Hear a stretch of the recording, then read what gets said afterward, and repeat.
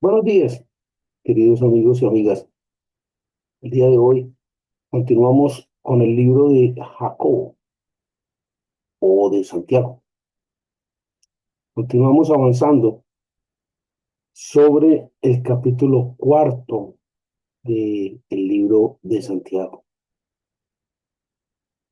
El planteamiento que nos trae este capítulo cuarto, básicamente sobre el versículo 4 y 5, es una situación que denuncia Santiago y que es grave y que aún siendo válida en el momento histórico en que se hizo, el día de hoy tiene total, absoluta y taxativa aplicabilidad.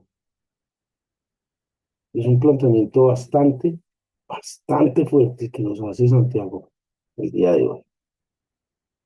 Y es el planteamiento de que muchos que dicen ser creyentes, Santiago se enfoca mucho en el creyente, son parte de una iglesia promiscua y peor aún, la alcanza a llamar una iglesia adúltera, siendo creyentes. ¿Y de dónde? ¿De dónde saca Santiago este planteamiento de una iglesia adúltera, de una iglesia promiscua? Todo esto viene dado no solo por Santiago, Santiago es el que lo manifiesta, Santiago es el que lo abre públicamente y dice allí en su epístola, ojo, se volvieron una iglesia adúltera, una iglesia promiscua, una iglesia que dice creer en Dios y de ahí para allá, que dicen reconocer la obra de Cristo, pero no es suficiente. Y por eso ruegan a Jesucristo, a los ángeles, a los santos, a vosotros hermanos, a María, un montón de gente ahí detrás que... Y esto es lo que Santiago llama una iglesia promiscua, adúltera. No concretamente hablando del ejemplo que acabo de poner, sino de cualquier otra orientación en la que Jesucristo no es el centro. Y no es solo Santiago. Santiago, reitero, es quien lo exterioriza, pero hay varias citas sobre esta iglesia adúltera y promiscua. En Mateo encontramos algunos apartes sobre ello. Concretamente, si me permiten leer, Mateo 12:38, Mateo 16:4. En el Antiguo Testamento hay varias citas también, en Oseas, en Ezequiel, en Jeremías, en Isaías. Hay un montón, ¿sí? Me permito citarles Jeremías 3:20, Ezequiel capítulo 16, versículos 30 al 32, Oseas capítulo 9, versículo 1. Es decir, hay un sinnúmero de descripciones que citan este tipo de iglesia adúltera y promiscua. Triste confrontamiento el que hace Santiago, pero necesario para poder ubicarnos en la real y verdadera iglesia de Cristo. Tremendo planteamiento el que hace. Y todo este comunicado, como les decía hace un momento, está orientado, o sea, Santiago escribe directamente, concretamente, a los hijos de Dios,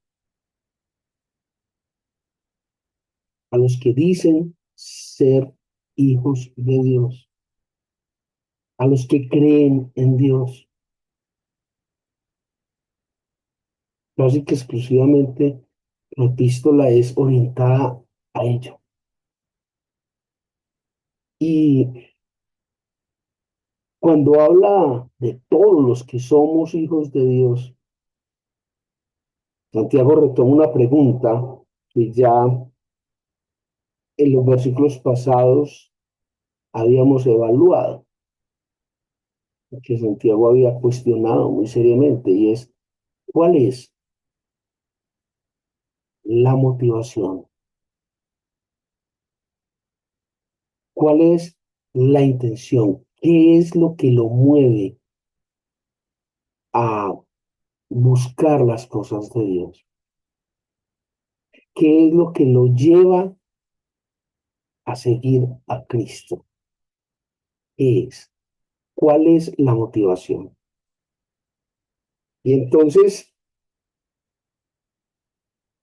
se genera aquí un problema dual, una dicotomía.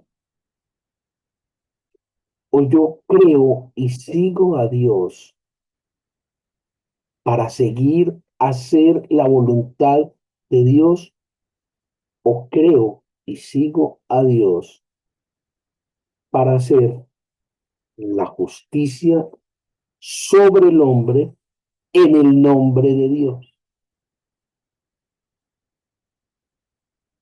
Recuerdan que hemos utilizado aquí en este ministerio una expresión, y es ir agarrando a bibliazos a la gente,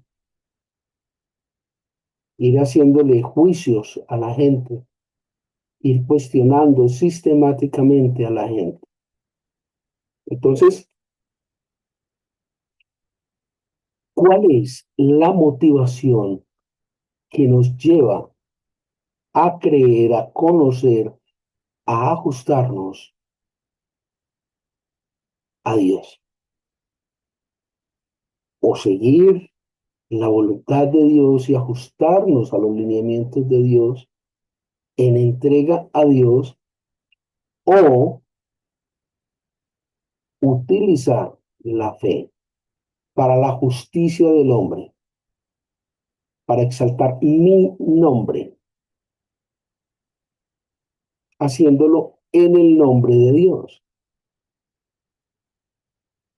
¿Cuál es la motivación?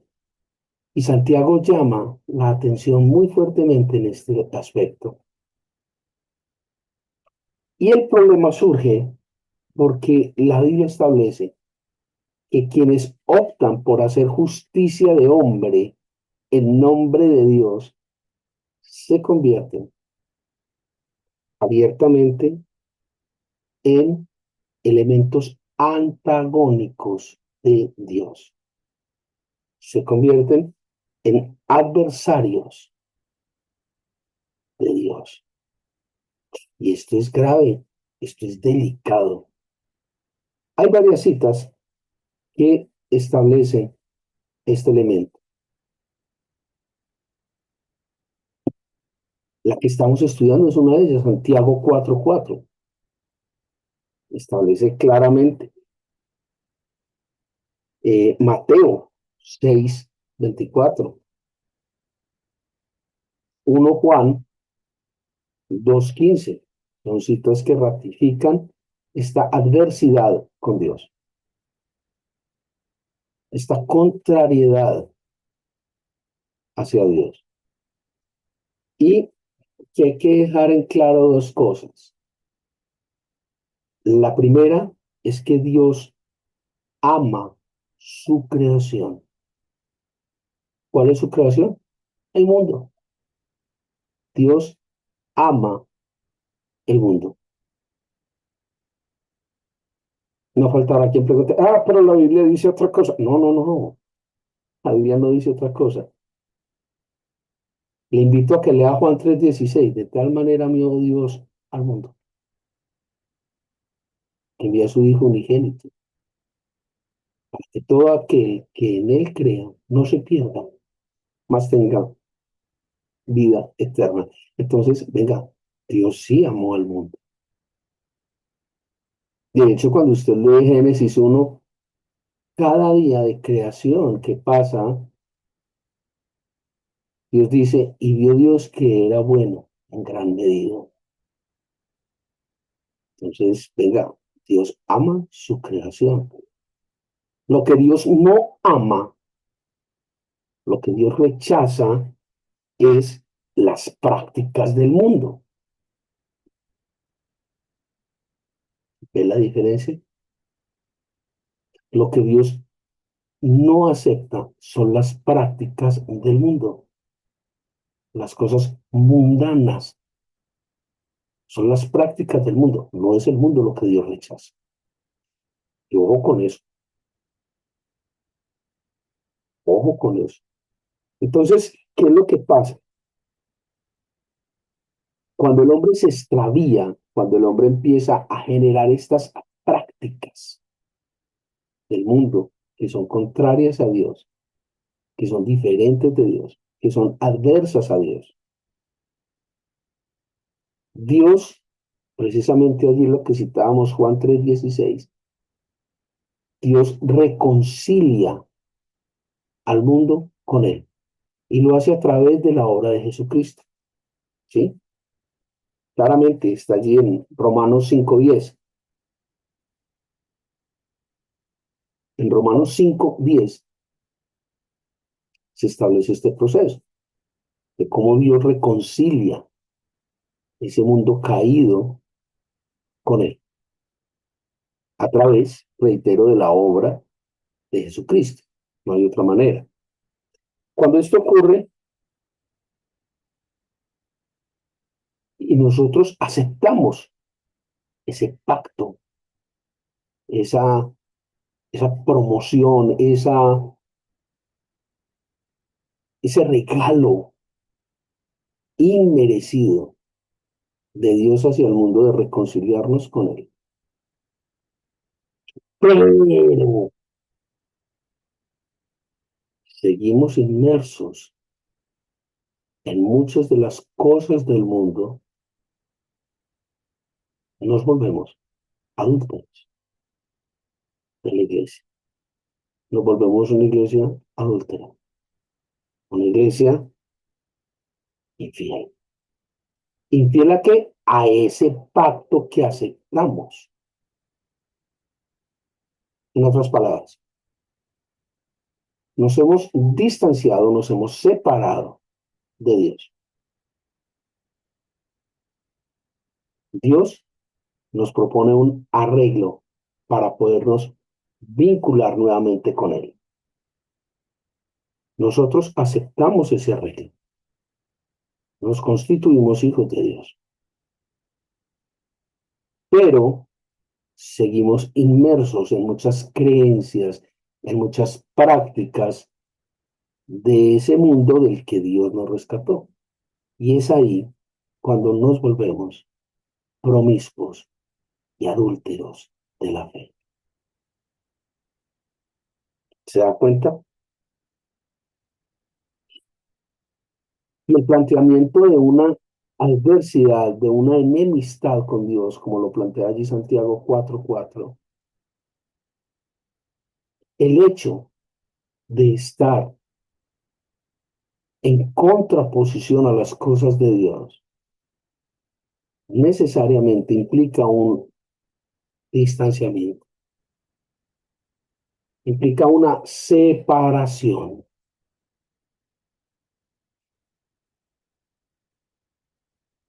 Y es ahí, cuando nos separamos de Dios, que nos extraviamos. Es ahí, cuando empezamos a dar tumbos por el mundo, en nombre de Dios, pero en la dirección contraria a Dios. ¿Se da cuenta la situación tan delicada? ¿Lo ve? Ojo, hay tres elementos, hay tres situaciones que a usted no se le pueden olvidar. Hay tres elementos, tres atributos de Dios que usted no puede dejar de lado. Precisamente para no formar parte de una iglesia adúltera, para no formar parte de esa iglesia promiscua y poder consolidarse, poder afirmarse como un verdadero hijo de Dios, estar en la iglesia de Dios. Esos tres elementos que usted no debe dejar de lado, que se hacen atributos de Dios, son, primero, que Dios es un Dios celoso. Ay, ¿cómo va a ser Dios celoso? ¿Dónde sacaste eso? Fácil. Léase Éxodo 20, Deuteronomio 5. Es más, averigüen la Biblia en esas dos citas que acabo de dar de Éxodo 20, Deuteronomio 5. ¿Cuál es el primer mandamiento de la ley de Dios? Y no me vaya a decir amar a Dios sobre todas las cosas. Ese no es el primer mandamiento de Dios. No de la Biblia. Ese es el primer mandamiento de la Iglesia Católica Romana. Pero no es el primer mandamiento de la ley de Dios. Éxodo 20, Deuteronomio 5. Son las dos únicas partes donde está el decálogo. Y se da cuenta que Dios es un Dios celoso. Elemento número uno, Dios es un Dios celoso. Elemento número dos, perdón. Elemento número dos, Dios anhela, desea, añora que volvamos a Él. Y para eso nos ha dado el Espíritu Santo.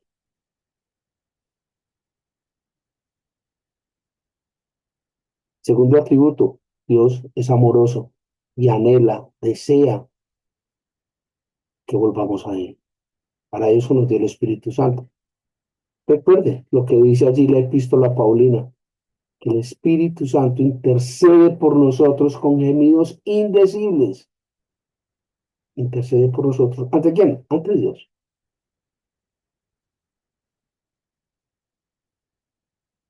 Dios anhela que volvamos a Él. Dios desea que volvamos a Él. Por eso ha propuesto, ha dado, ha provisto los medios para que lo hagamos, para que volvamos a Él. Y el más importante, el Espíritu Santo. Recuerde que la blasfemia contra el Espíritu Santo es el único pecado que no tiene perdón de Dios. ¿Por qué? Precisamente, precisamente porque si usted demerita la obra del Espíritu Santo, ¿quién va a interceder por usted? ¿Cómo va a llegar a Dios? ¿Comprende? Elemento número uno, Dios es un Dios celoso. Elemento número dos, que no puede olvidar, Dios anhela que usted vuelva a Él. Para eso le dio el Espíritu Santo. Elemento número tres, la condición del hombre, la condición del ser humano está regida normalmente por la iniquidad y la concupiscencia. Y solo la obra de Dios a través del Espíritu Santo y el pacto en Cristo Jesús le pueden ayudar a vencer la iniquidad y la concupiscencia. Elemento número uno, Dios es celoso. Elemento número dos, Dios lo ama y añora que usted esté con él. Elemento número tres, la condición natural del hombre es pecaminosa por la iniquidad y la concupiscencia. Y solo la obra de Dios con el Espíritu Santo, es el pacto en Cristo, lo pueden recuperar de ese estado. Este planteamiento que nos hace Santiago, reitero, es confrontante, es fuerte, porque muchos de nosotros, por la cultura, por la formación, por la educación, por la idiosincrasia, hemos pertenecido a una iglesia adúltera, a una iglesia promiscua. Y no estoy hablando de católicos, ni de protestantes, ni de cristianos, no. No importa cuál sea la denominación, no importa cuál sea la denominación.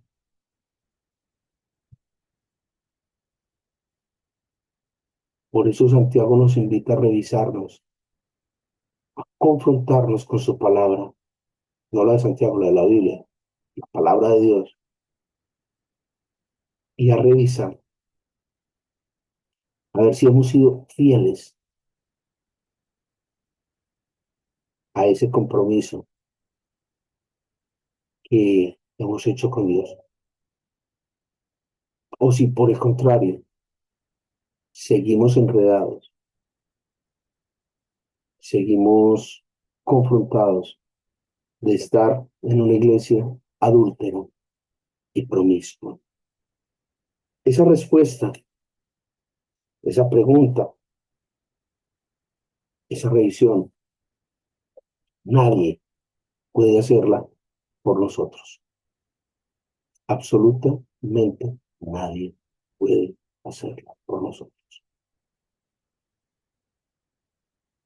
Solamente nosotros podemos hacerlo. Y para hacerla de una manera adecuada, para hacerla como Dios manda, es fundamental, es vital, contar con la obra del Espíritu Santo y adherirnos con mayor fuerza al pacto que hemos hecho con Dios a través de Jesucristo. Piense, analice, revise, a ver si la iglesia en la que estamos caminando es una iglesia sana, fiel y en la iglesia de Cristo. O si por el contrario, aún continuamos en una iglesia adúltera y promiscua. Que el Señor les guarde. Tengan un buen tiempo.